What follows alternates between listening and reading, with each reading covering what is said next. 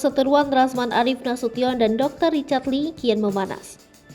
Perseteruan bermula saat Razman Arif Nasution dipecat secara sepihak sebagai kuasa hukum Dr. Richard Lee. Ia mengalami kerugian mencapai miliaran rupiah. Permasalahan pun kian memanas ketika seharusnya ada agenda mediasi, namun dikacaukan dengan Razman melabrak Dr. Richard Lee. Kepada Uya Kuya, Richard Lee membeberkan kronologi bagaimana labrakan Razman yang buat ricuh sebelum sidang mediasi terjadi. Saat itu, Razman Arif Nasution terlambat 2 jam dari waktu yang telah ditentukan.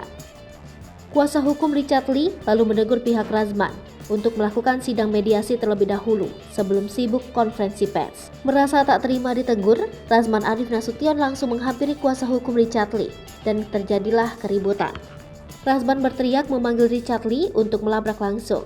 Namun, aksi tersebut ditengahi oleh kuasa hukumnya dengan memasang pagar betis. Uya Kuya kemudian bertanya alasan Richard memilih diam saat dilabrak Razman. Ia menduga jika sang dokter kena mental seolah tak berkutik. Richard Lee mengaku jika ia memang takut jika harus beradu fisik dengan mantan kuasa hukumnya.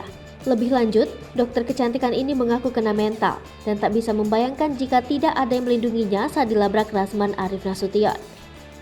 Richard Lee sendiri tak menampik sejak awal mengenal Razman. Ia sudah kena mental.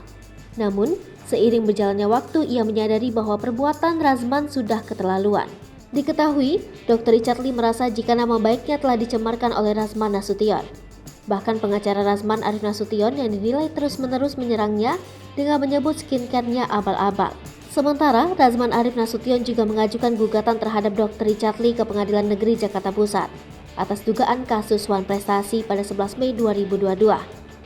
Ia mendaftarkan gugatan itu ke Pengadilan Negeri Jakarta Pusat bersama rekannya Leo Situmorang. Dalam gugatannya, Razman menyatakan dirugikan oleh Richard Lee secara material dan imaterial. Hal itu lantaran pemutusan kontrak secara sepihak saat kasus dugaan pencemaran nama baik dan illegal akses sedang berjalan. Menurut kuasa hukum Razman, Binto Mawi Siregar, Richard telah melanggar perjanjian kontrak dan harus membayar denda.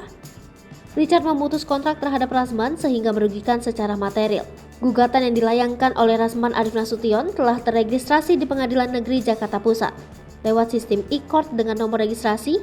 Gugatan yang dilayangkan oleh Razman Arif Nasution telah terregistrasi di Pengadilan Negeri Jakarta Pusat lewat sistem e-court dengan nomor registrasi Pengadilan Negeri Jakarta Pusat 052022 ITI.